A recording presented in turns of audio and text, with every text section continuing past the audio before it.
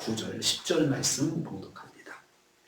이사야 29장 9절, 10절 말씀 같이 봉독하겠습니다. 너희는 놀라고 놀라라. 너희 맹인이 되고 맹인이 되라. 그들의 취함이 포도주로 말미암으니 아니며 그들의 비틀거림이 독주로 말미암으니 아니냐. 대저 여호와께서 깊이 잠들게 하는 영을 너희에게 부어주사 너희 눈을 감기셨으니 그 선지자들과 그 너희 지도자인 선견자들을 덮으셨느니라. 아멘. 아멘. 오늘 말씀은 하나님의 백성 유다가 징계를 받을 수밖에 없는 이유에 대해서, 그 이유인 영적 타락에 대해서 말씀하는 것을 내용을 하고 있습니다. 그들이 어느 정도 영적으로 타락했는지 몇 절에 걸쳐서 이제 말씀하고 있습니다. 여호와께서 너희는 놀라고 맹인이 되라고 이렇게 말씀하셨습니다. 9절입니다. 너희는 놀라고 놀라라. 먼저 말씀 이렇게 하셨습니다. 이 놀라라, 놀라다, 놀라다 두 번 말을 썼는데요. 우리말에서는 똑같은 단어로 됐지만 원어에서는 단어가 다릅니다. 앞에 있는 놀라다 이 말은 한 자리에 머물러 있거나 지체하는 것을 말합니다. 그러니까 우리가 놀래서 꼼짝 못하는 것을 말하는 거죠. 꼼짝 못하고 서 있어라. 그냥 놀래서 꼼짝 못하고 서 있어라. 그 말입니다.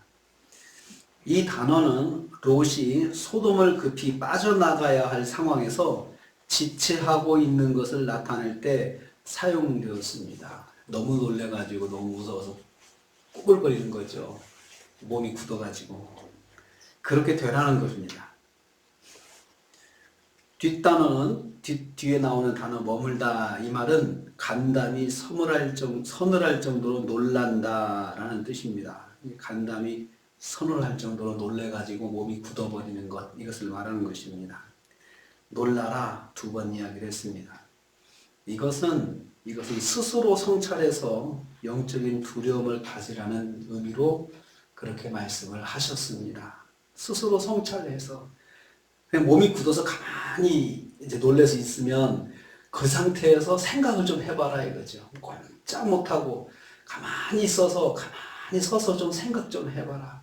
그렇게 하도록 하나님께서 몸을 굳게 만들고 아주 꼼짝 못하게 만드셨는데 집중하도록 그렇게 하셨다는 거죠. 그러니까 생각을 해보라. 두 번째는 맹인이 되고 맹인이 되라. 이 단어는 똑같은 단어입니다. 이 말은 눈이 감기게 하여 보지 못하게 하라는 뜻입니다. 눈을 떠서 볼 자격이 없는 자라는 뜻입니다. 그러니까 너는 눈을 아예 감고 살아라. 눈 감고 살아라. 차라리 눈 감고 살아라. 눈 떠도 제대로 볼 수도 없고 생각도 못하면 차라리 눈 감고 사는 게 낫지. 그 말이랑 같습니다. 그만큼 이스라엘이 영적으로 캄캄한 상황에 있다는 말씀입니다. 이렇게 영적으로 어두워서 어떻게 살겠느냐. 차라리 맹인이 되고 맹인이 되라. 깊이 좀 생각해봐라. 아니면 차라리 맹인이 되어 살아라. 이렇게 하나님께서 답답한 심정을 말씀하시고 있습니다.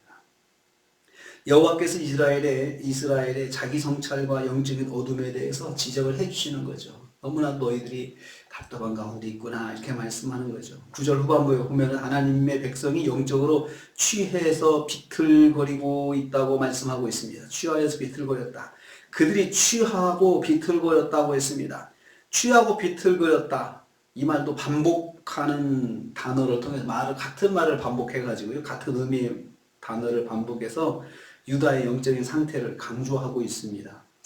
유다 백성들의 그 영적인 상태가요, 그들이 취해 있는데 술을 마셔서 취한 것이 아니라고 했습니다. 술로 취한 것이 아니라 영적인 방종으로 흔들거리고 있는 걸 말하고 있습니다. 하나님의 뜻을 외면하고 선지자들을 멸시하면서 방종과 쾌락에 빠져 있음을 말씀하고 있습니다. 비틀거린다는 말은 중심을 잡지 못하고 이리저리 흔들리는 모습을 말하고 있습니다. 이것도 역시 독주로 말미암아 비틀거리는 것도 아니라, 이것도 술을 취해서 비틀거리는 것도 아니라 영적으로 방황하면서 삶의 안정을 찾지 못하고 있다는 것입니다. 그래서 그들이 심판을 받게 되었다는 것입니다. 영적인 방황이 지속되어서 하나님의 백성이 영적으로 방황하는 삶을 지속하면 징계를 받습니다. 결국은 징계를 받습니다.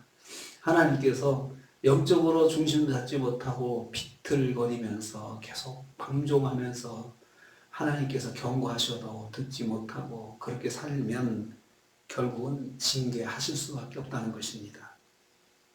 세 번째로 여호와께서 그들을 잠들게 하고 눈을 감기셨다. 10절 말씀하고 있습니다. 유다 백성들이 취해서 비틀거리는 이유가 뭔지 거기서 말씀하는 거죠. 대저라고 하는 말은 왜냐하면 이유를 나타내는 접속사 히브리어 키를 그렇게 번역합니다. 여호와께서 깊이 잠들게 하는 영을 부어주셨기 때문이라 했습니다. 그게 첫 번째 이유죠. 여호와께서 깊이 잠들게 하는 신을 너희에게 부어주셨다.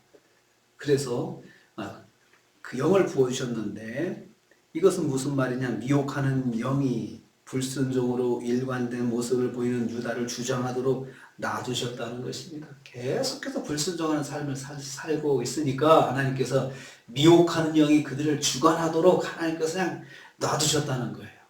미혹하는 영에 빠져가지고 이리 흔들리고 저리 흔들리고 이리 다치고 저리 다치고 이렇게 이리 범죄하고 저렇게 범죄하고 해도 하나님께서 이제 놔두셨다 그 말입니다.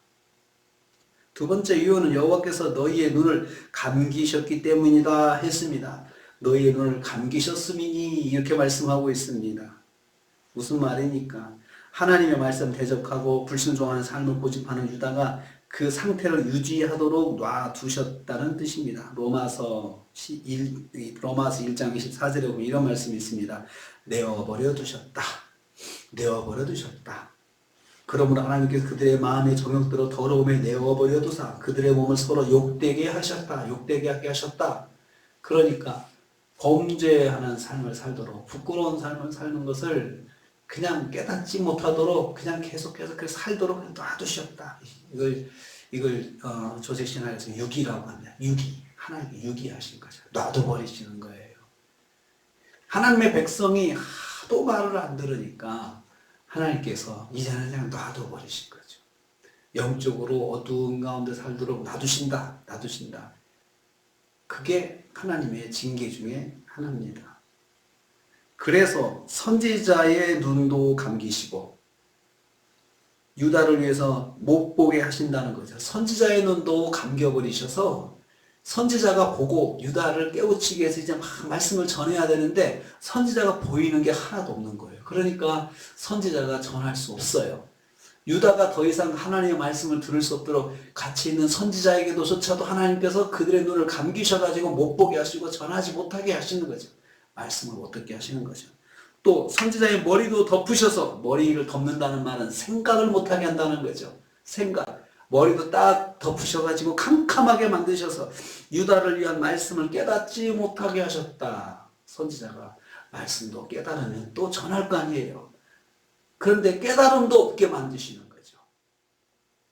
그래서 유다가 아예 하나님 말씀 듣지도 못하고 하나님 말씀 생각하지도 못하고 해서 그냥 그대로 죄 가운데 있으면서도 아무것도 느끼지 못하게 그렇게 하신다는 거죠. 이게 하나님의 징계 중에 하나입니다.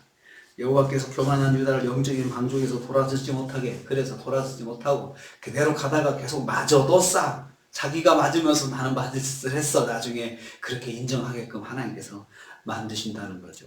참 무서운 말씀입니다. 갈 때까지 가면 영적으로 감각 없이 살면 결국은 나중에는 하나님 앞에 맞을 수밖에 없도록 그냥 변명하지 못하고 그냥 나는 맞아도 돼. 내가 맞아도 할 말이 없지. 그렇게 할 정도로 철저하게 죄 가운데 거하도록 그냥 하나님께서 그렇게 놔두신다는 것입니다.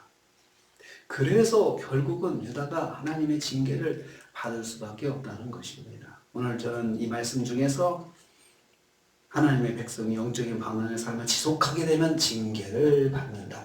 은혜 받은 사람이 은혜 받지 않은 사람처럼 계속 그 딴짓하고 다니고 그리고 정말 믿음 없는 말도 하고 다니고 믿음 없는 삶을 살고 계속해서 그러다 보면 하나님께서 나중에 가만히 안 놔준다. 징계하신다는 겁니다. 은혜 받은 사람이 그렇게 딴짓하면 결국은 돌아오지 않고 회개하지 않으면 하나님께서 그렇게 하신다. 그 말입니다. 이것은 개인에게만 해야 되는 것이 아닙니다. 교회도 마찬가지입니다. 나라도 마찬가지입니다. 하나님 말씀에 귀 기울이지 않고 계속해서 하나님 믿는 나라가, 하나님 믿는 가정이, 하나님 권세 아래 있는 교회가 그렇게 되면 하나님께서 결국은 징계할 수밖에 없다. 이렇게 말씀하는 겁니다. 그래서 우리는 영적으로 깨어있는 것, 그 말씀이 들리고 하나님 은석이 깨달아지고 하나님 말씀이 깨달아지는 것, 이것은 정말 감사한 것입니다. 은혜로운 것입니다. 그래서 나는 아직도 내가 100점은 아니지만 늘 잘못되면 빨리 하나님 앞에 돌아오고 그럴 수 있다는 것이 너무나도 감사한 것입니다. 한 주간도 수고 많이 하셨습니다. 또 남은 주말도 잘 또 승리하시면서 주일날 은혜를 많이 받으시되 하나님 말씀이 탁 들려져서 그 말씀이 깨달아지고 하는 그런 은혜가 충만하시기를 주님의 이름으로 축복합니다. 주님 감사합니다.